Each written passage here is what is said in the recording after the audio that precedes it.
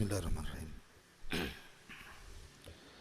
Assalamualaikum warahmatullahi wabarakatuh.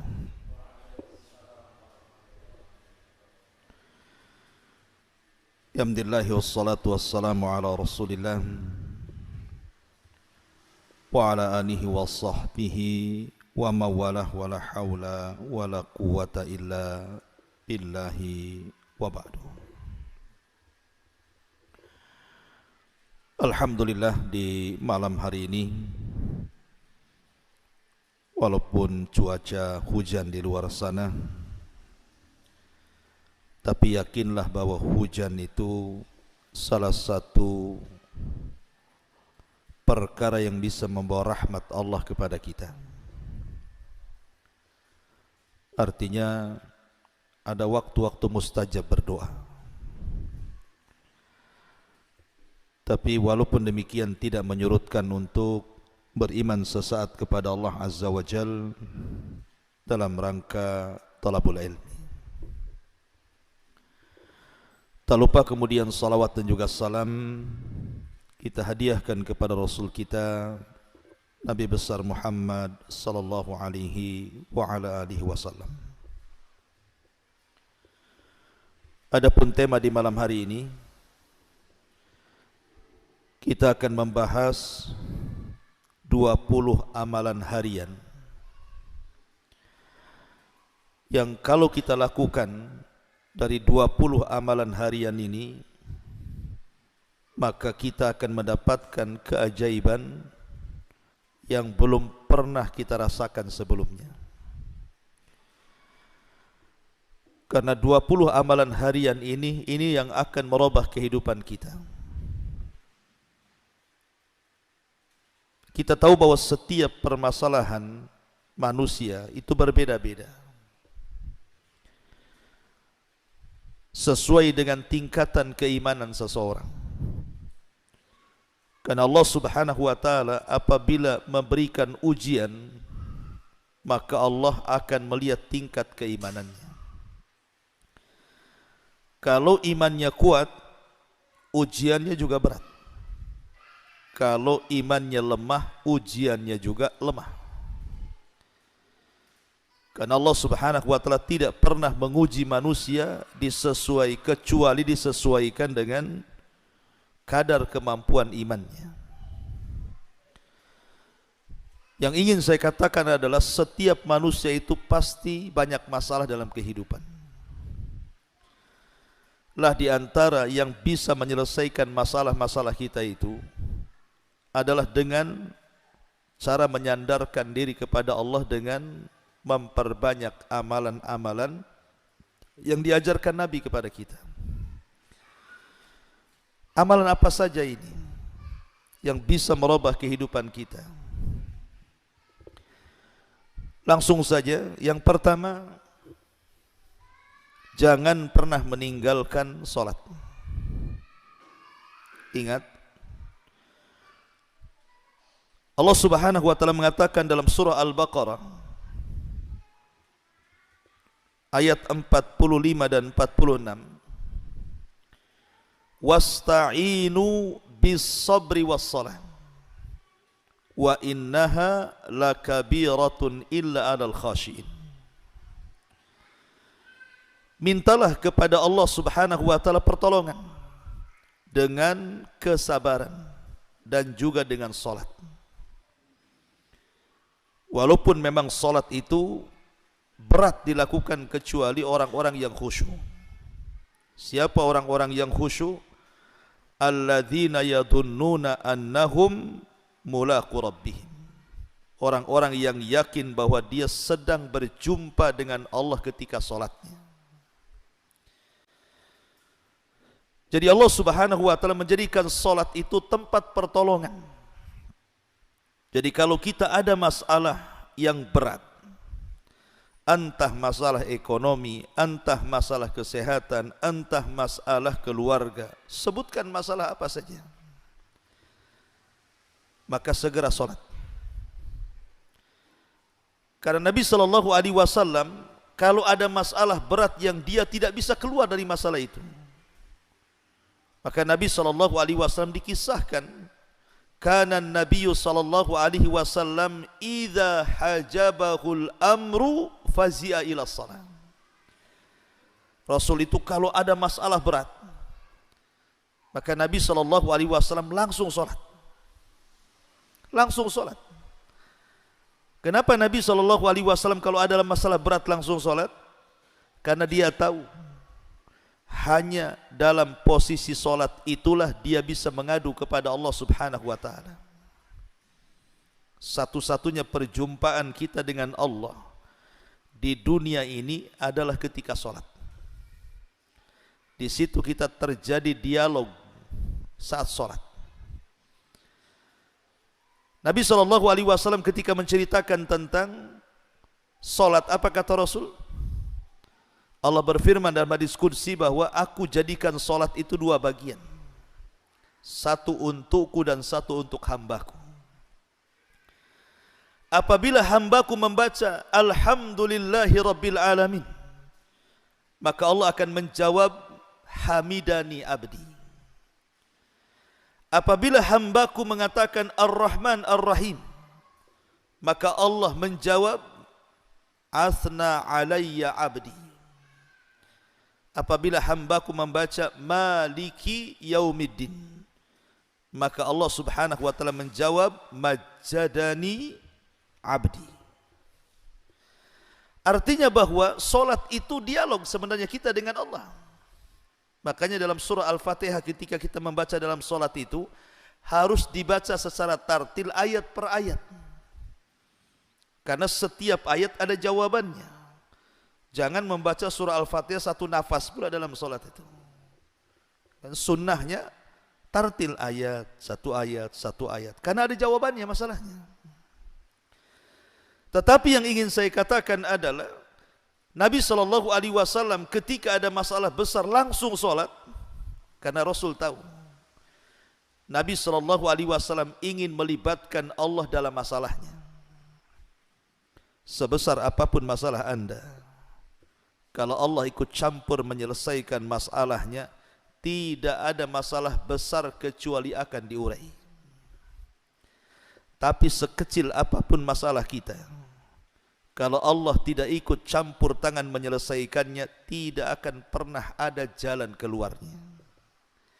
Karena setiap masalah itu datang dari Allah, dan Allah lah yang akan menyelesaikan masalah itu. Makanya ini amalan yang pertama, jangan pernah tinggalkan sholat.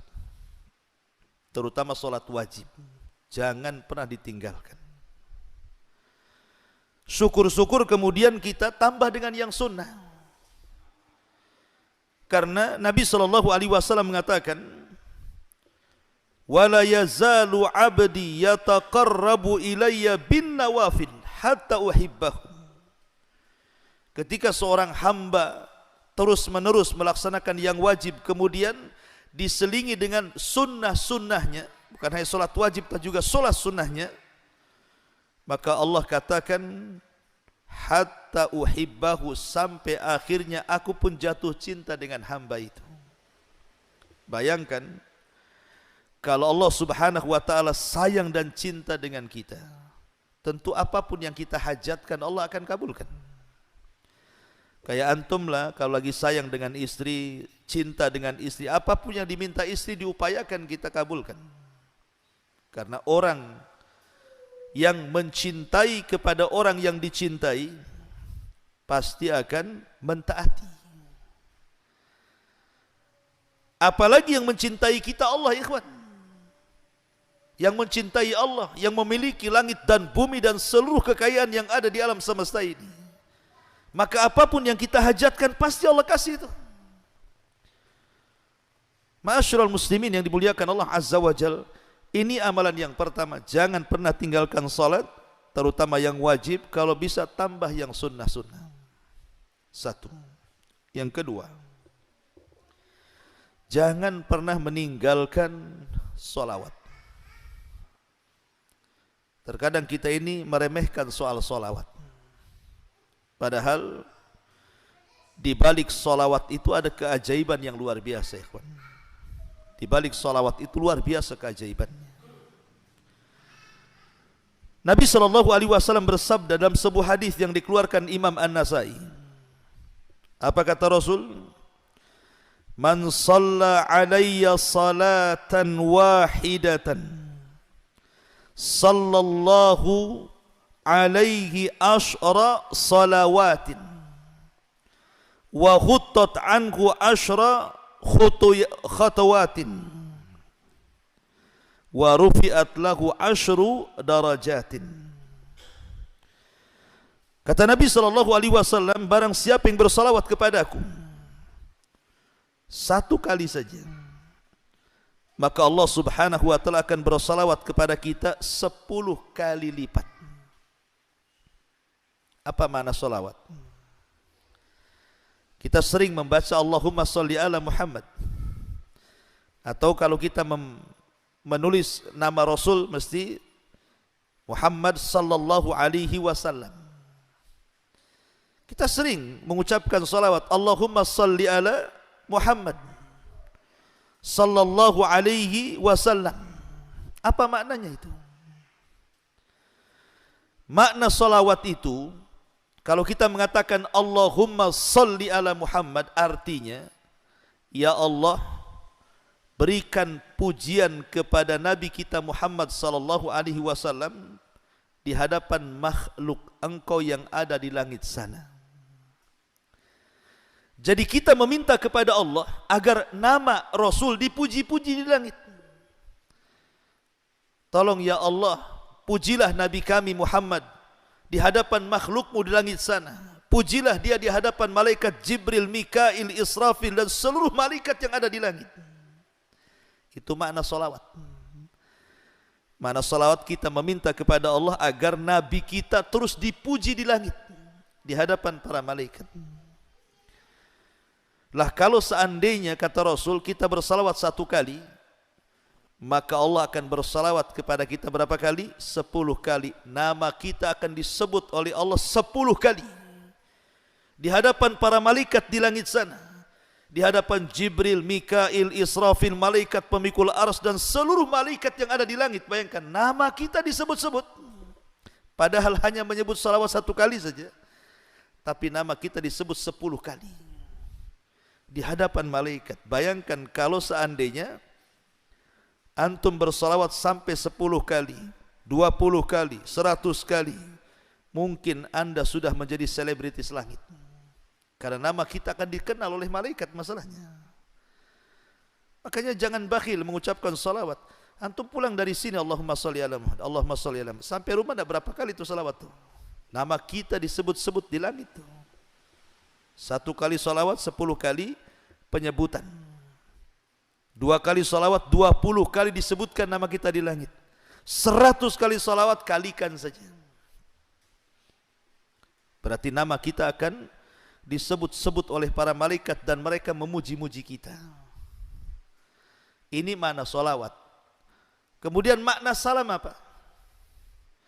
Makna salam itu juga kita meminta kepada Allah agar Allah menyelamatkan Nabi kita. Menyelamatkan apa maksudnya? Menyelamatkan di dunia agar jasadnya jangan sampai diganggu orang kafir. Karena dahulu ada upaya pengambilan jasad Nabi. Berapa kali itu? Ada orang-orang yang berupaya membuat semacam terowongan, digali dan hampir mendekati kuburan Nabi. Tapi Allah Subhanahu wa ta'ala menyelamatkan jasad Nabi kita. Sampai hari ini tidak ada yang berhasil. Jadi kita ketika mengatakan wassalam, meminta keselamatan, maksudnya meminta keselamatan kepada Allah. Jasad Nabi kita diselamatkan dari orang-orang kafir. Adapun di akhirat, ya tentu kita meminta kepada Allah Subhanahu wa ta'ala agar Nabi kita diselamatkan juga. Dan Nabi kita pasti selamat. Ini hanya mimbabi ta'adub saja. Adab kita kepada Nabi, meminta kepada Allah agar Nabi kita diselamatkan. Walaupun dia sendiri penyelamat atas izin Allah Subhanahu wa ta'ala. Dia akan membawakan syafaatul uzma kepada kita. Itulah makna salawat dan juga makna salam. Karena kita kadang bersalawat tak paham pula maknanya. Sehingga akhirnya kurang semangat salawatnya. Kemudian kalau ada orang yang banyak salawat, kita pula katakan banyak kali salawatnya katanya. Lah antum tak salawat kan? Justru salawat itu penting. Apalagi kalau dalam waktu-waktu doa. Nabi SAW mengatakan, kullu du'ain yud'allahu azza wa jalla bihi mahjubun 'anis sama hatta yusalla 'alan nabi. Semua doa terhalang, tidak akan diijabah. Semua doa terhalang dan tidak akan diijabah Allah Subhanahu wa taala sampai dibacakan salawat untuk Nabi Muhammad sallallahu alaihi wasallam.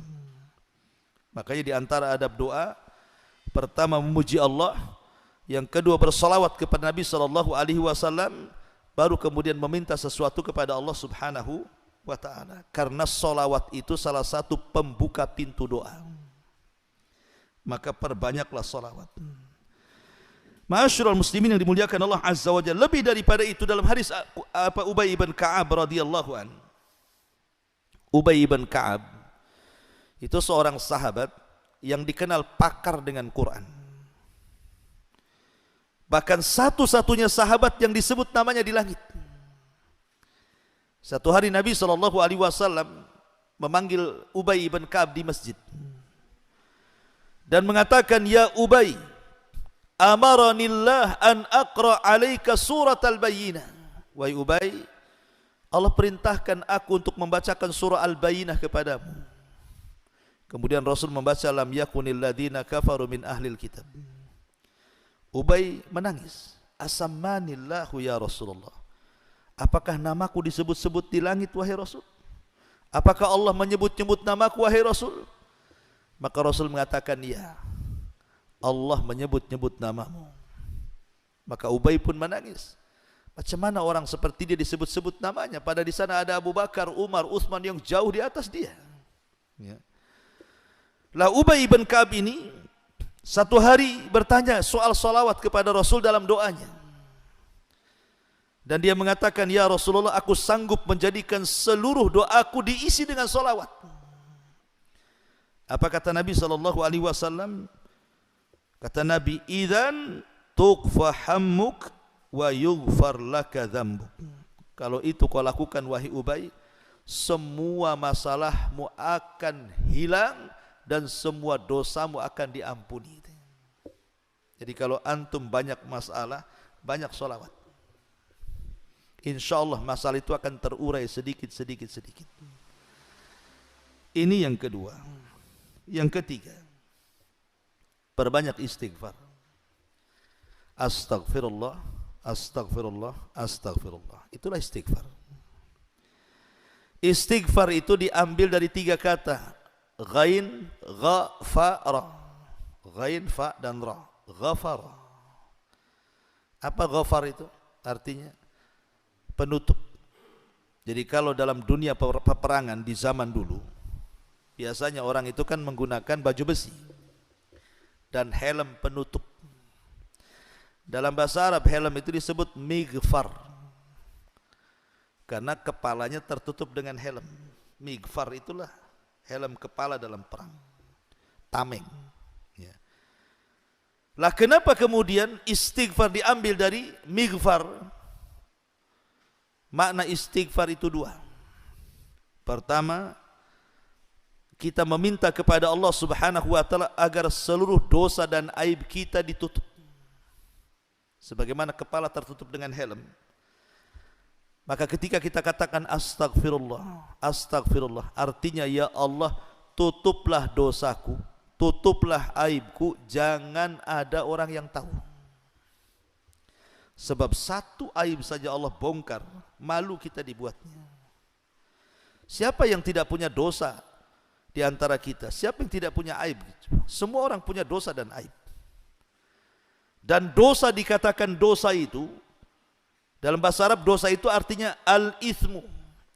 Dan Rasul ketika ditanya masalah dosa, apa kata Rasul? Al-ithmu ma haka fi sadrika wa karihta an yattali alaihi nas. Dosa disebut dosa itu artinya sesuatu yang kau sembunyikan, dan engkau benci kalau diketahui manusia. Itulah dosa. Umpamanya seorang suami selingkuh, dia kan tidak ingin diketahui istrinya kan, karena itu dosa. Itu maksudnya. Atau antum menjelek-jelekan orang, kalau bisa yang dijelek-jelekan kita tahu, sebab kalau tahu kita akan dimarahi dia kan. Jadi dosa itu kalau bisa jangan diketahui orang. Karena kenapa kemudian Allah Subhanahu wa taala masih memuliakan saya, antum masih ngundang saya kemari? Mungkin sebagian antum menghormati sebagian yang lainnya karena dosa kita masih ditutup Allah. Coba kalau setiap dosa ada baunya ikhwan, enggak ada antum yang datang ke sini bau kali Abu Humairah ini katanya. Ana pun tak mau dekat-dekat antum, antum lebih bau lagi. Kalau setiap dosa ada baunya. Tapi Allah tidak jadikan setiap orang berbuat dosa berbau.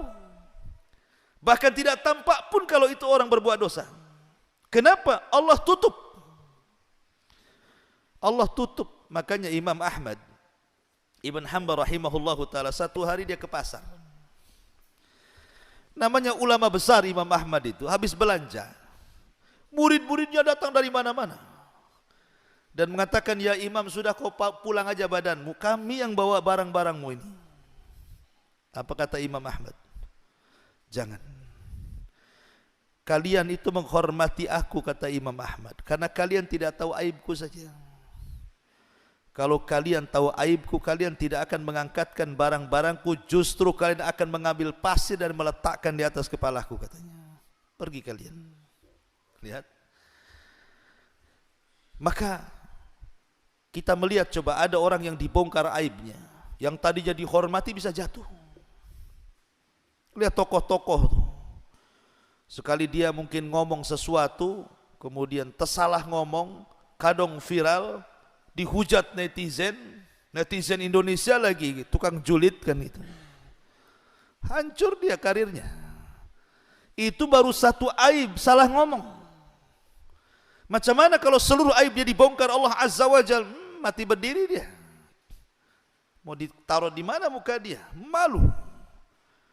Makanya kalau kita mengatakan astagfirullah itu artinya, ya Allah tutuplah dosa dan aibku, cukuplah antara kita dengan dirimu saja ya Allah. Sebab kau dibongkar masalah besar. Ya. Siapa yang tidak punya aib? Ini mana istighfar yang pertama. Mana istighfar yang kedua, karena kita ini tidak mungkin lepas daripada dosa. Tidak ada manusia yang bersih dari dosa. Maka kita meminta kepada Allah agar dosa-dosa kita ini tidak diazab dan diampuni Allah Subhanahu wa taala. Makanya ada hadis yang panjang, hadis tentang hisab yasir, hisab mudah. Jadi nanti pada hari kiamat ada orang yang didatangkan di hadapan Allah di halayak orang ramai. Tapi Allah tutupi antara dia dengan manusia. Kemudian Allah mengatakan, ata'rifu dzamba kadza, wahai fulan, bukankah engkau sudah melakukan dosa ini itu, dosa ini itu? Maka orang ini mengatakan, tentu ya Rabb, aku melakukannya. Kemudian Allah mengatakan, kalau begitu, apa yang kau harapkan dari dosamu? Maka orang ini mengatakan, ampunanmu ya Rabb, aku hanya ingin ampunanmu. Maka Allah Subhanahu wa taala mengatakan, ya fulan, laqad satartuka fid dunya wa ghafartu lakal yaum. Dulu engkau di dunia kututup aibmu, sekarang di akhirat ku ampuni dosamu. Itulah makna istighfar. Jadi ketika kita mengatakan astaghfirullahal azim, astaghfirullahal azim, artinya ya Allah tutup aib dan dosaku, dan jangan kau azab aib dan dosaku di akhirat. Kan enak permintaannya kan. Antum kira istighfar itu apa? Istighfar itu astagfirullah, astagfirullah gitu saja. Dah ada maknanya di situ. Makanya kalau orang tahu istilah, tahu makna, semangat bacanya. Kayak sholawat tadi kan semangat bacanya. Allahumma sholli ala Muhammad 10 kali nama kita disebut-sebut malaikat sana. Di depan Jibril lagi disebut nama kita. Ketemu aja enggak dengan Jibril kita. Tapi nama kita depan Jibril disebut-sebut Allah sebayangkan. Enggak apa-apa enggak jadi selebritis Jakarta. Yang penting nama kita menjadi selebritis langit kan lebih mulia. Ada orang yang tidak dikenal manusia tapi dikenal di tengah-tengah malaikat. Ini yang ketiga, perbanyak istighfar. Karena istighfar ini bisa mengatasi masalah. Semua masalah bisa dengan istighfar. Kata Nabi SAW, man lazimal istighfar ja'alallahu min kulli dhiqin makhraja wa min kulli hammin faraja wa razaqahu Allahu min haitsu la yahtasib. Siapa yang melazimkan istighfar, astagfirullah, astagfirullah, astagfirullah, dilazimkan sama dia, maka Allah akan jadikan pada setiap kesempitannya kelapangan, pada setiap kegundahannya kebahagiaan, dan dia akan diberikan rizki dari arah yang tidak disangka-sangka. Subhanallah. Dan saya sudah alami, percaya ikhwan, karena saya pernah mengalami. Pernah satu hari ada masalah besar bagi saya itu. Rasanya tidak bisa keluar dari masalah itu, saking pusingnya. Jadi saya teringat hadis ini. Jadi saya baca dari pagi, siang, sore, malam, beberapa hari. Masya Allah, memang betul kata Nabi.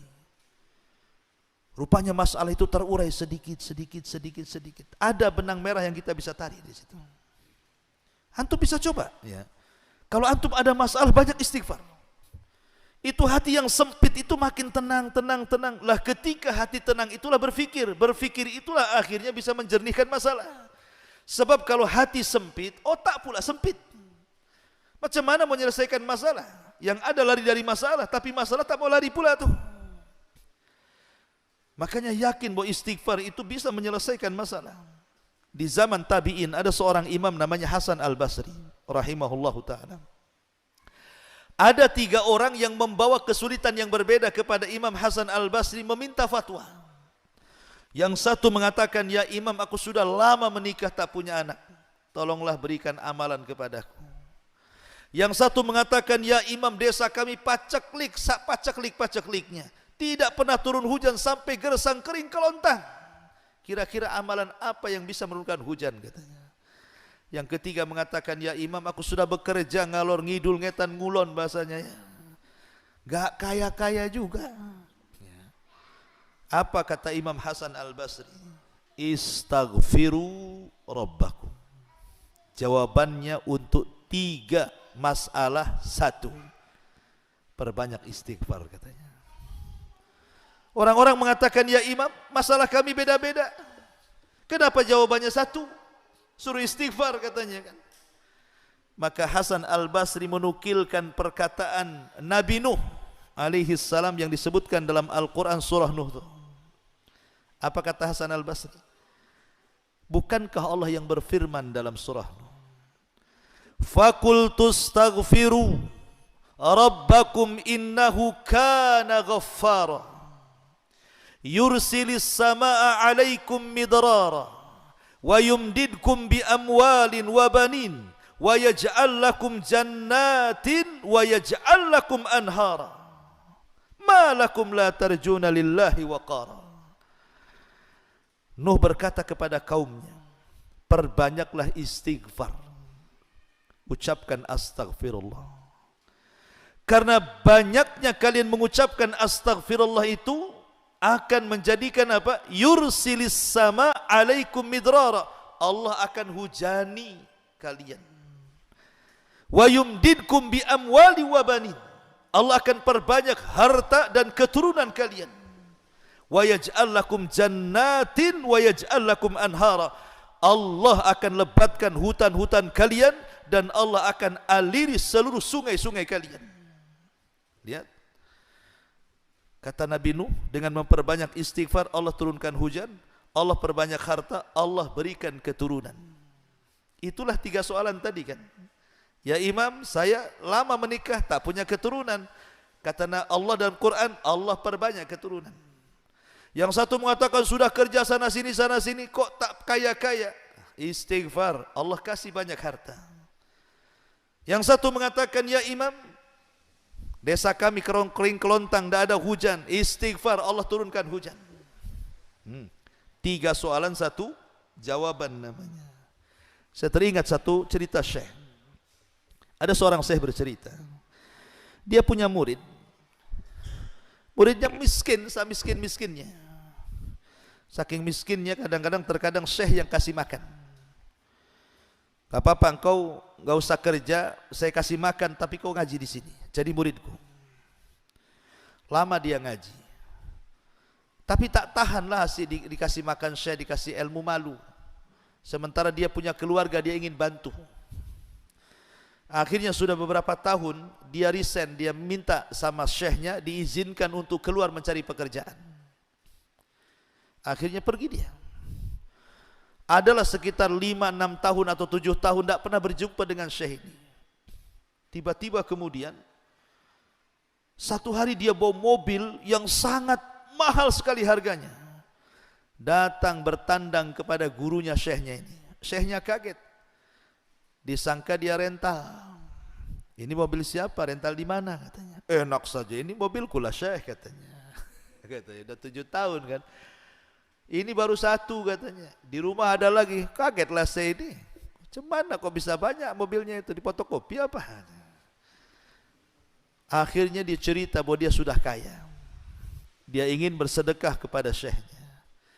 Jadi syekh ini kan heran, ini anak murid dia itu tak punya skill kerja, sudah hilang 7 tahun 8 tahun, tiba-tiba pulang sudah kaya. Jadi kata syekh ini, apa rahasiamu? Katanya, kenapa kau jadi kaya sekarang? Maka dia bercerita, ketika aku keluar dari majelis ini syekh, katanya, aku pun pusing kerja, sana kerja susah, sini kerja susah. Aku teringat dengan hadis tentang keutamaan istighfar. Sambil mencari kerja, sambil terus berusaha, setiap hari aku mengucapkan istighfar itu 10.000 kali. 10.000 kali, cemana ngitungnya tuh? Setiap hari 10.000 kali. Astagfirullah, astagfirullah. Sambil cari kerjaan. Tidak kurang dari setahun katanya, tiba-tiba Allah mudahkan semuanya. Ini kisah nyata. Ya. Seorang syekh bercerita,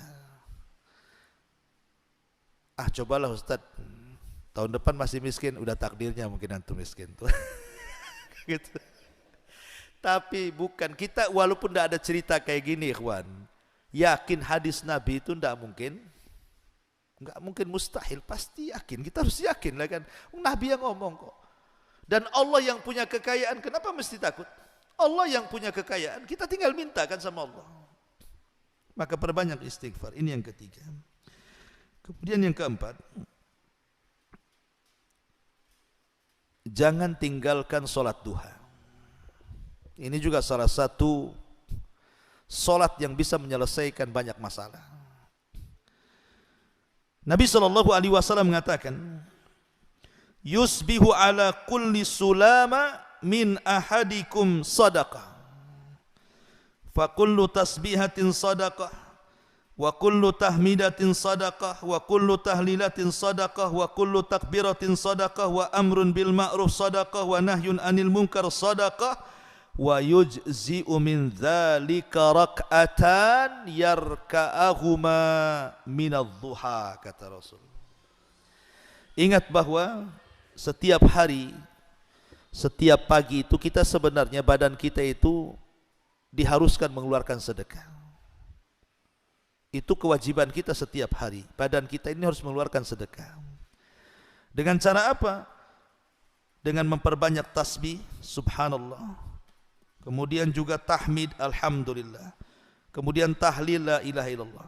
Kemudian takbir, Allahu akbar. Kemudian mengajak manusia kepada kebaikan, mencegah manusia dari kemungkaran. Pokoknya setiap kita bangun, badan kita dituntut untuk bersedekah. Tetapi kata Rasul, tidak perlu kita lakukan semuanya. Cukup 2 rakaat duha saja, itu mewakili semuanya. Cukup 2 rakaat duha mewakili semuanya. Ikhwan, seafdal-afdalnya sholat duha jam berapa? Ketika anak unta berlarian karena kepanasan. Begitu hadisnya. Artinya sholat duha itu yang paling afdal ketika tanah sudah mulai memanas. Ketika matahari sudah mulai memanas, ya mungkin sekitar antara jam 10 sampai jam 12 sebelum duhur lah. Itu seafdol-afdolnya waktu duha. Antara jam 10 jam 11. Itu kan panas-panasnya tuh. Ya. Tapi boleh juga sholat duha di awal waktu. Setelah terbit matahari meninggi satu tombak boleh. Tapi kita cerita afdolnya sholat duha. Yang ingin saya katakan, jam 8 sampai jam 12 siang itu waktu orang sibuk-sibuknya bekerja, ikhwan. Yang punya ladang ke ladang, yang punya kantor ke kantor, yang punya perusahaan ke perusahaan, yang cari makan di jalan ya di jalan-jalan kan gitu. Waktu-waktu jam 7 sampai jam 12 itu orang sibuk dunia, ikhwan. Sibuk ya. Yang punya toko buka tokonya macam-macam. Karena itu memang waktu-waktunya orang sibuk bekerja. Tapi dari duhur ke atas kan sudah malas biasanya orang. Lah ketika kemudian manusia mereka mengejar dunia dari pagi sampai siang. Dan kita tahu bahwa dunia itu melalaikan akhirat. Tiba-tiba antum keluar dari kelalaian manusia. Antum keluar ketika di tengah-tengah manusia sedang bekerja mencari dunia, antum keluar. Kemudian sholat duha. Menunjukkan apa? Bahwa kita ini bukan sembarang orang. Bisa keluar dari kelalaian dunia. Di saat manusia mengejar dunia, antum pula mengejar akhirat. Kan terbalik tuh arahnya. Ya. Makanya Imam Ibnul Qayyim sampai membuat kaidah. Siapa yang sanggup keluar dari kelalaian dunia, ketika manusia mengejar dunia, kita pula keluar dari pengejaran dunia dan mengejar akhirat, maka orang itu adalah orang pilihan. Dan orang itu adalah orang awabin, orang-orang yang betul-betul ingin kembali kepada Allah. Makanya solat duha ada yang memberi nama sebagai solat awabin. Solatnya orang-orang yang tobat. Solatnya orang-orang yang berserah diri, itulah solat duha. Dan Nabi SAW mengatakan dalam sebuah hadis, apa kata Nabi SAW dalam hadis Abi Dzar Al-Ghifari radhiyallahu an, Ibna Adam, irka' li min awwalin nahar arba'a raka'atin aqfika akhirahu. Wahai anak Adam, kata Allah dalam hadis kursi, rukulah untukku, maksudnya salatlah duha untukku di awal siang, cukup 4 rakaat, maka dalam satu hari kucukupkan kehidupanmu. Makanya kalau orang dulu biasanya mengistilahkan kalau ingin dimudahkan rizkinya jangan tinggalkan duha, kan itu ya. Ya, memang ada riwayatnya. Ini riwayatnya. Hadis kursi. Akfika akhirahu, aku cukupkan sampai akhir sore. Jadi kalau kita memangnya solat duha, kemudian setelah solat duha kita berusaha, maka Allah akan cukupkan kehidupan kita. Ini kan solusi ini. Ya. Makanya bagi orang-orang yang banyak masalah, masalah ekonomi, masalah pekerjaan, masalah apapun, jangan tinggalkan duha. Insya Allah kita akan tahu akibatnya nanti. Ini yang keempat. Yang kelima, salat malam, tahajud, qiyamul lail. Beda qiyamul lail dengan salat malam. Kalau qiyamul lail itu artinya menghidupkan malam. Menghidupkan malam kan tidak harus salat. Berwudu, antum namanya bangun tidur berwudu, itu antum berarti qiyamul lail. Walaupun hanya berwudu. Berzikir, baca Quran, tafakur, merenung gitu ya. Itu namanya qiyamul lail. Menghidupkan malam. Tapi kalau tahajud itu disebut salat malam. Ya, tahajud. Tentu kalau kita bisa menggabungkan semuanya lebih baik lagi. Tapi ingat bahwa tahajud ini adalah solat yang luar biasa. Kenapa? Karena solat ini satu-satunya solat yang akan terhindar dari riya, sum'ah dan takabur. Satu-satunya solat, antum terhindar dari semua jenis syirik, hanya tahajud. Macam mana mau riya sama siapa bangun malam-malam? Gelap-gelap lagi solatnya. Siapa yang mau nampak sama kita? Kecuali antum live kayak gini. Ya. Allahu Akbar, TikTok pula antum nyalain. Atau Instagram. atau Facebook. Apa maksudnya? Enggak Ustaz, saya nyontohkan teman-teman. Itu bahasa halusnya. Padahal mau riya tuh. Kita ini susah ya, gara-gara handphone ini akhirnya ibadah kita habis. Coba. Pengen umroh, contoh aja umroh ya kan. Udah mau berangkat selfie, saya sudah di bandara katanya. Kan ya? Nanti di pesawat selfie lagi, alhamdulillah sudah di pesawat. Turun selfie lagi. Sampai di Mekah selfie lagi. Ketemu unta, selfie sama unta. Coba seperti itu. Ya. Kan repot jadinya. Jadi ibadah mulia sudah ngabisin duit coba ya. Hilang, nggak ada apa-apa. Gara-gara handphone itu. Ya nggak seru Ustaz kalau orang nggak tahu saya umroh, ya nggak tahu. Ya memang harusnya seperti itu, ibadah itu disembunyikan kan. Kalau bisa jangan cari travel di sini. Kalau orang sini cari travelnya di Batam sana. Promosi. Jadi orang sini nggak tahu kalau antum umroh kan. Tahu-tahu botak saja. Kata orang sini, kenapa dibotak? Tak adalah gatal kepala kan gitu. Jadi orang nggak tahu kalau kita habis umroh kan. Ini enggak. Sengaja pakai pakaian ihramnya dibawa ke masjid pula coba. Subhanallah. Memang handphone ini buat masalah. Tapi solat ini, solat malam, itu solat yang luar biasa. Kenapa? Tidak ada riya di situ. Kalau betul-betul mau menghindar riya itu mungkin. Karena orang lagi tidur. Tiba-tiba kemudian kita terbangun kemudian solat malam, apa enggak luar biasa tuh? Ditambah-tambah kalau itu memang dilakukan di sepertiga malam akhir, maka ada hadis Nabi SAW mengatakan, yanzilu rabbuna ila sama'id dunya fi kulli thuluthil laylil akhir wa dhalika kulla laylatin. Faqala Allah azza wa jal, man yad'uni fa astajibalah, wa man yas'aluni fa utiyah, wa man yastaghfiruni fa aghfira lahu. Allah mengatakan, Rasul mengatakan, Allah itu turun pada sepertiga malam akhir. Turun sesuai dengan kemuliaannya, keagungannya. Tidak sama dengan makhluknya. Allah turun pada setiap sepertiga malam akhir, dan itu setiap malam. Setiap malam Allah turun. Dan setiap malam juga Allah di langit pertama mengatakan kepada kita yang ada di bumi, siapa yang berdoa ku kabulkan, siapa yang minta ku ijabah, siapa yang minta ampun ku ampuni dosa-dosanya. Bayangkan, Allah kasih 3 jawaban pada 3 setiap permintaan kita. Ya. Sudah Isya? Sudah masuk? Baik. Ya, kita break dulu, salat Isya dulu ya, biar lebih panjang lagi. Sampai di sini dulu. Subhanaka bihamdika, asyhadu an la ilaha illa anta, astaghfiruka wa atubu ilaik. Allahu ta'ala. Assalamualaikum warahmatullahi wabarakatuh.